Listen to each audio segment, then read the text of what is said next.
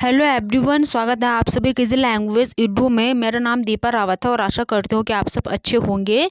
यदि आप मेरे चैनल पर नए हैं तो चैनल को लाइक करें, शेयर करें और साथ में सब्सक्राइब भी कर लीजिएगा ताकि आने वाली नोटिफिकेशन सबसे पहले आपको पहुँचे।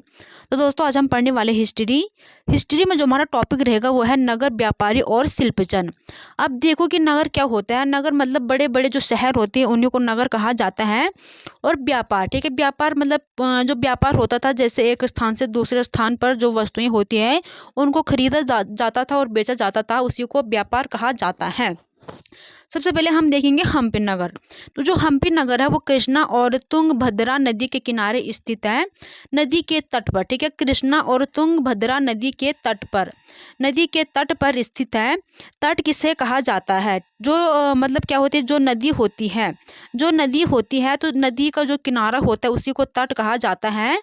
और जितनी भी नदियाँ होती हैं वो अपने साथ अपरदन लाती है, ठीक है, अपरदन तलछट पदार्थ, जितने भी पदार्थ होते हैं जैसे रेत, बलुआ, पत्थर, कंकर, कंक्रीट, तो जो भी है वो नदी अपने साथ लाती है और उसे किनारे पर लगा देती है, तो उसी को तट कहा जाता है। और उसी नदी के तट पर हम्पी नगर बसा हुआ था। अब क्या हुआ कि 1336 ईस्वी में जो विजयनगर था, तो विजयनगर का साम्राज्य केंद्र भी हम्पी नगर हुआ करता था। और जो यहाँ की किलेबंदी मतलब जो यहाँ की दीवार थी, तो जो यहाँ की दीवार थी वो काफ़ी उच्च कोटि की थी, मतलब काफ़ी ऊंची थी। और चारों ओर क्या थी, हम्पी नगर के चारों ओर किले बंद थी, ठीक है, बड़ी बड़ी दीवारें थी। अब यहाँ का जो पर्व था ये महानवमी पर्व था।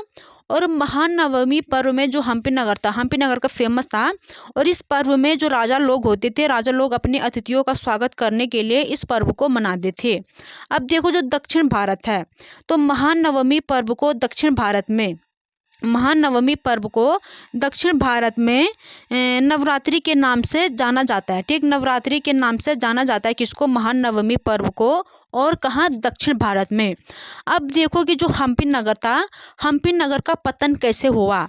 1556 ईस्वी में, ठीक, 1556 ईस्वी में क्या हुआ कि जो दक्कनी सुल्तान थे, ठीक, जो दक्कनी सुल्तान थे, जैसे गोलकुंडा का संबंध यहाँ आंध्र प्रदेश के तेलंगाना पश्चिम से संबंधित है। जैसे हो गया गोलकुंडा, बीजापुर, अहमदनगर और बरार और जो बीदर था। तो इन शासकों ने क्या किया, जो विजयनगर को अपने हाथों में ले लिया। तो विजयनगर मतलब पराजय हो गया, ठीक है। इन्होंने क्या किया, विजयनगर को, जो ये विजयनगर है तो विजयनगर को मतलब हरा दिया, इसको अपने कब्जे में कर दिया। किसने? जो दक्कनी सुल्तान थे, अपने मुट्ठी में कर लिया। तो वहीं से हम्पी का पतन हो गया। वहीं से क्या हुआ? हम्पी का पतन हो गया। अब दूसरा हम इसमें देखेंगे सूरत। तो जैसे मैंने आपको पिछली क्लास में बताया था, जो सूरत था तो सूरत बंदरगाह जो मुगल थे, ठीक है, जो मुगल सम्राट थे, तो उनका फेमस हुआ करता था, ठीक, उनका फेमस हुआ करता था। तो सूरत बंदरगाह को जो कौन थे? छत्रपति शिवाजी थे। तो छत्रपति शिवाजी ने सूरत बंदरगाह को 2 बार लूटा। क्यों लूटा? क्योंकि जो औरंगजेब ने क्या किया, औरंगजेब ने छत्रपति शिवाजी को अपने दरबार में बुलाया और उनका अपमान किया और उन्हें वहाँ कैद भी कर लिया। इसीलिए जो सूरत बंदरगाह तो वो मुगलों का था और औरंगजेब ने इसे 2 बार लूटा था। मुगलों को काफ़ी हानि हुई थी इस बंदरगाह को लूटने से। अब देखो, जो सूरत मुगल काल में से कैबे और आज का खंबात कहा जाता है। लेकिन सूरत आज कहाँ है? अहमदाबाद, गुजरात में स्थित है। और आज, ठीक है, जो सूरत है वहाँ आज क्या होता है? पश्चिमी व्यापार का वाणिज्य केंद्र है, ठीक है। जो पश्चिमी लोग हैं वो वहाँ क्या करते हैं? वाणिज्य केंद्र मतलब जहाँ वस्तुओं को या तो खरीदा जाता है, मतलब खरीदा भी जाता है और बेचा भी जाता है, ठीक, खरीदा भी जाता है और बेचा भी जाता है। उसी को क्या कहा जाता है? उसी को कहा जाता है वाणिज्य केंद्र, ठीक, उसी को क्या कहा जाता है? वाणिज्य केंद्र, जहाँ से वस्तुओं को खरीदा भी जाता है और बेचा भी जाता है। तो सूरत क्या है? पश्चिमी व्यापार का वाणिज्य केंद्र बन गया। अब देखो जो सूरत है, सूरत कहाँ से व्यापार करता था। सूरत एक तो पश्चिमी व्यापार, ठीक है, एक तो पश्चिम से क्या, पश्चिमी व्यापार का वाणिज्य केंद्र का मुख्य द्वार है। मतलब जो सूरत है ये एक पश्चिम से व्यापार, पश्चिम एशिया से, ठीक है, पश्चिम एशिया से क्या करता था, व्यापार करता था। और सूरत को मक्का का प्रस्थान द्वार भी कहा जाता था, क्योंकि जो सूरत है, सूरत एक तो पश्चिम एशिया से, सूरत क्या करता था, एक तो पश्चिम एशिया से, एक तो पश्चिम एशिया, पश्चिम एशिया, पश्चिम एशिया, और दूसरा मक्का से व्यापार करता था। ठीक, सूरत जो सूरत है वो कहाँ से व्यापार करता था, पश्चिम एशिया से करता था, और दूसरा मक्का से करता था। सूरत को मक्का का प्रस्थान द्वार भी कहा जाता है। और सूरत जाति और जो सूरत था यहाँ जाति और धर्म के लोग रहते थे। ठीक, सूरत में क्या रहते थे, जाति और धर्म के लोग रहते थे। अब देखो कि 17वीं शताब्दी में क्या हुआ, जो पुर्तगाली थे और डच अंग्रेजों के कारखाने और माल गोदाम थे। मतलब 17वीं शताब्दी में सूरत में पुर्तगालियों, डचों और अंग्रेजों ने अपने माल गोदाम बनाए। और सूरत में बहुत सी दुकानें भी थी। ठीक, क्योंकि जब यहाँ माल गोदाम हो सकते हैं तो यहाँ क्या थी, दुकानें भी थी, यहाँ दुकानें भी थी। और जो यहाँ का वस्त्र था, ठीक, जो यहाँ के कपड़े थे, तो कपड़ा गोटा किनारियों के लिए प्रसिद्ध था। ठीक है, गोटा किनारियों के लिए कौन प्रसिद्ध था, यहाँ का वस्त्र था। और जो सूरत का वर्णन किया था, ठीक है, सबसे पहले सूरत का वर्णन किसने किया था, अंग्रेजी इतिहासकार 1689 में वांशी ओविगटन ने किया था। ठीक, तो सूरत का वर्णन किसने किया था, ओविगटन ने किया था। और सूरत में बहुत सी दुकानें हुआ करती थी, उसी में से जो सूरत का वस्त्र हुआ करता था वो गोटा किनारियों के लिए प्रसिद्ध था। ठीक, अब देखो कि सूरत का अंत कैसे हुआ।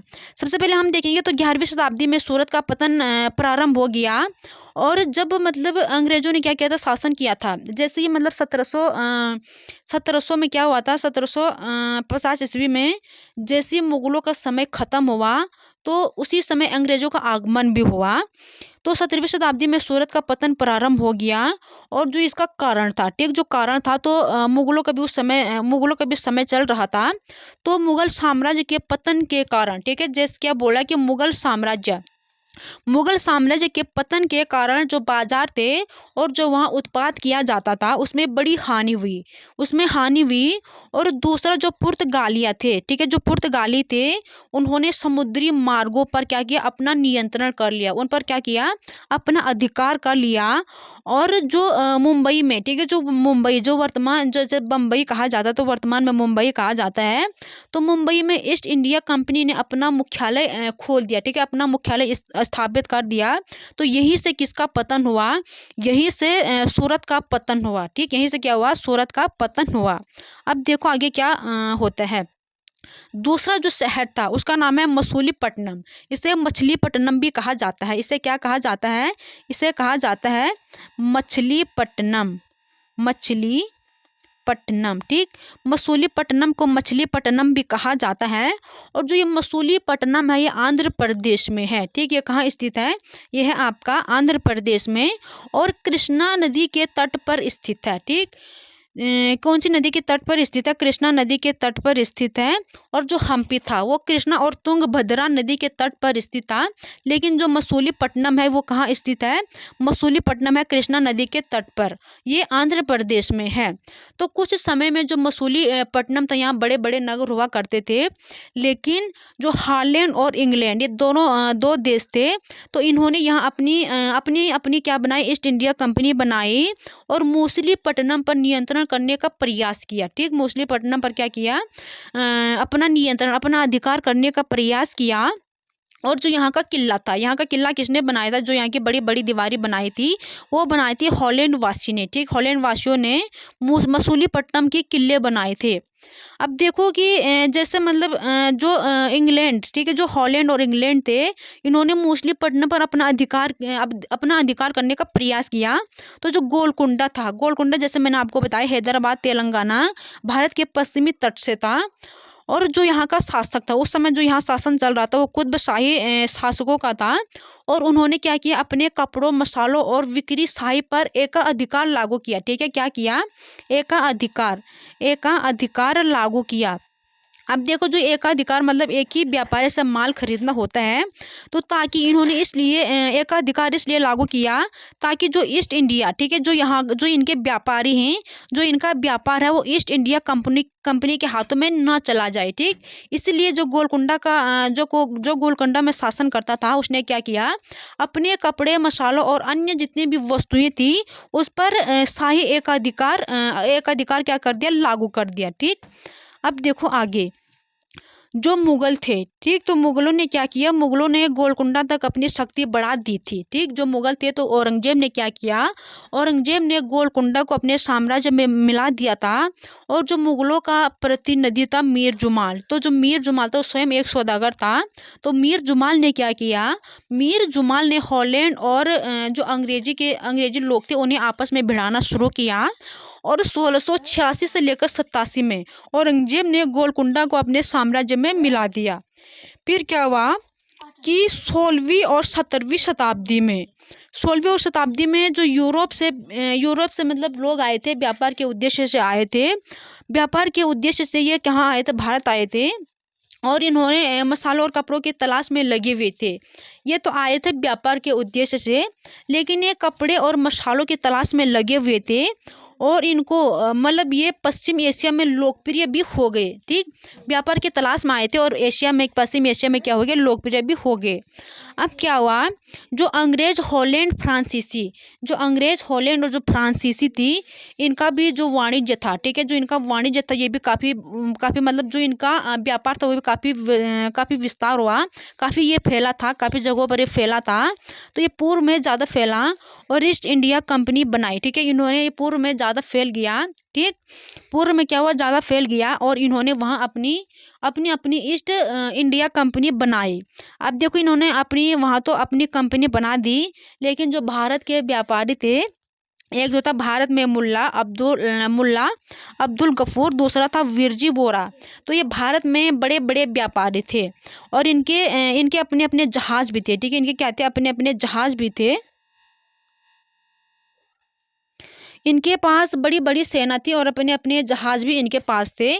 और इन्होंने इनका मतलब जो ये यूरोप के थे, ये जो अंग्रेज़ थे, हॉलैंड के थे, फ्रांस के थे, इन्होंने जो भारत के थे, ठीक है, एक तो मीर जाफिर और एक वीरजी वोहरा, तो इन्होंने जमकर उनका मुकाबला किया। लेकिन जो यूरोपीय कंपनी थी, इन्होंने यूरोप में अपना नियंत्रण स्थापित कर दिया था। ठीक, इन्होंने क्या कर दिया था, यूरोपीय कंपनी ने जो समुद्री व्यापार था उस पर अपना नियंत्रण कर दिया, स्थापित कर दिया। और स्थापित करने के लिए जो इनकी नौसेना थी, नौसेना शक्ति का प्रयोग किया। जो यूरोप के थे, तो इन्होंने समुद्री व्यापार पर अपना नियंत्रण करने के लिए अपनी नौशक्ति का प्रयोग किया और भारत को एजेंट के रूप में कार्य करने के लिए बाध्य किया, मतलब भारत को एजेंट के रूप में कार्य करने के लिए मजबूर किया। ठीक, तो ये थी आज की कहानी। यदि आपको पसंद आए तो लाइक, शेयर और सब्सक्राइब जरूर कीजिएगा। धन्यवाद।